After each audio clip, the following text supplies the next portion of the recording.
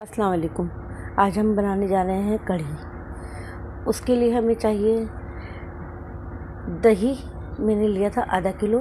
ایک دن پہلے میں نے اس کو چھاچھ بنا کے پانی زیادہ ملا لیا تھا تاکہ خوب اچھے سے کھٹی ہو جائے۔ ہاف ٹی اسپون اس میں نمک ڈال کے لسی بنا کے ایک دن پہلے آپ نے رکھ دینی ہے۔ اس کے ساتھ ہم نے لیا ہے 2 کپ بیسن۔ میں نے یہ لیا ہلدی 1 ٹیبل اسپون، لال مرچ پسی ہوئی 1 ٹیبل اسپون، زیرہ 1 ٹی اسپون ہے، کوٹا ہوا دھنیا 1 ٹی اسپون ہے، اور یہ پسا ہوا زیرہ ہے half T spoon, 2 table spoon لہسن ادرک کا پیسٹ ہے، ٹھیک ہے۔ یہ 1 چھوٹی پیاز ہے اور یہ 5 ہری مرچیں ہیں۔ ہری مرچیں اور پیاز کا میں نے پیسٹ بنانا ہے۔ پھر مجھے چاہیے بگھار کے لیے زیرہ 1 ٹیبل اسپون اور 12 ثابت چھوٹی لال مرچیں۔ اب مجھے پکوڑے کے لیے چاہیے 1 کپ بیسن، 1 عدد چوپ پیاز ہے چھوٹی، اس کے ساتھ میں نے لیے 2 ہری مرچیں چوپ کر لی ہیں، تھوڑا سا ہرا دھنیا چوپ کر لیا ہے، زیرہ لیا ہے ہاف ٹی اسپون، دھنیا کوٹا ہوا لیا ہاف ٹی اسپون، لال پسی ہوئی مرچیں لی ہیں ہاف ٹی اسپون، کوٹی ہوئی مرچیں لی ہیں ہاف ٹی اسپون، اور یہ میں نے چاٹ مسالہ لیا ہاف ٹی اسپون، اور 1 ٹی اسپون میں نے ساٹھ لیا نمک لیا ہے۔ یہ ہم نے بھگو دینا ہے 1 گھنٹہ پہلے فرائی کرنے سے کم 1 گھنٹہ، ورنہ آپ 2-3 گھنٹے بھی بھگو سکتے ہیں۔ لیا ہے میں نے بگھار کے لیے 12 چھوٹی لال ثابت مرچ، تھوڑے سے لیف ہیں یہ کڑھی پتے کے، کڑھی پتہ یہ، اور یہ زیرہ ہے 1 ٹیبل اسپون۔ چلیں اب بنانے کی تیاری کرتے ہیں۔ اب میں نے بھگونے کے اندر 2 چمچ کوکنگ آئل، تیل، گھی جو بھی آپ ڈالیں، آپ کی مرضی ہے، آپ کے اوپر یہ۔ اس کے اندر ہم نے سب سے پہلے ڈالنا ہے کڑھی پتہ، پھر اس کے ساتھ ہم ڈالیں گے یہ زیرہ، ٹھیک ہے، پھر ہم ڈالیں گے لہسن ادرک کا پیسٹ،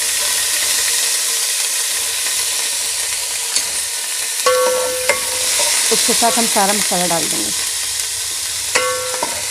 1-2 منٹ اس کو ایسے ڈالا ہم نے کرا، تھوڑی سی لسی ڈالی اس میں، یہ کرا ہم نے، یہ ہم نے ہلکا سا اس کو بھونا، اور اس کو میں نے لسی کے اندر اس کو میں نے گھول لیا اچھے سے، جوسر میں ڈال کے میں نے بیسن گھول لیا ہے، یہ ڈالا۔ اب اس کے اندر ہم نے میں نے لسی کے ساتھ پانی بھی ایڈ کر دیا ہے، میرے پاس 1.5 لیٹر تقریباً لسی تھی، اس کے اندر میں نے تقریباً کل ملا کے 4.5 لیٹر کے قریب میں نے اس میں پانی ایڈ کر دیا ہے۔ یہ پیاز اور ہری مرچی کا پیسٹ اب ملے گا، تک ابالنا ہے، اس کو چلاتے رہنا ہے۔ بہت سے لوگ یہ کچی لسی کے ساتھ بیسن سب سامان ڈال کے بھی چڑھاتے ہیں، لیکن اگر ہم آئل نہیں ڈالتے نا، تو جب بوائل ہوتا ہے نا تو یہ سارا ایک دم سے ابال آ جاتا ہے، سارا باہر گرنے لگ جاتا ہے۔ آئل ڈالنے کے بعد یہ ابال نہیں اس طرح بہے گا نہیں۔ دوسرا یہ کہ اگر آپ بیسن ڈالتے ہوئے چولہا بالکل دم والی آنچ ہونی چاہیے، بیسن لیکوڈ فارم میں ڈالنا ہے۔ بیسن کو پہلے آپ چھان لیں بہت اچھے سے، چھاننے کے بعد اس کو آپ جگ کے اندر، جوسر کے جگ میں لسی یا پانی کے ساتھ گرائنڈ کر لیں، اس سے آپ کا یہ اسموتھ بنے گی کڑھی نا شروع۔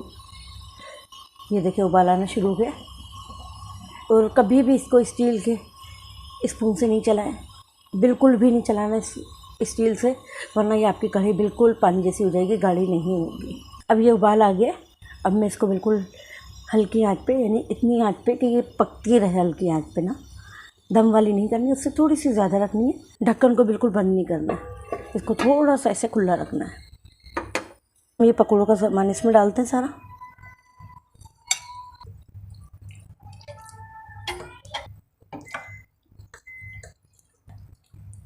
بس اب ہم اس کو رکھ دیں گے۔ جب ہماری کڑھی تیار ہو رہی ہوگی پھر ہم اس کو فرائی کریں گے۔ یہ دیکھیں، یہ ہماری کڑھی تقریباً تیار ہونے والی ہے، مجھے تقریباً 2.5 گھنٹے ہو گئے اس کو پکتے ہوئے، اور اب میں اس کے پکوڑے تیار کر رہی، جب تک اور تھوڑی سی پک جائے۔ دیکھیں اوپر روغن آ گیا ہے، اس کے اوپر ہم نے مکھن نہیں نکالا تھا نا، اس کا لسی بنائی تھی اس کا، دیکھیں کتنا اچھا روغن آیا ہوا ہے، کلر دیکھیں کتنا خوبصورت آیا ہوا ہے اس کا۔ یہ پکوڑے ہم تیار کر رہے ہیں، اس کے لیے सरसों का तेल मैंने यूज़ किया है पकौड़ों के लिए।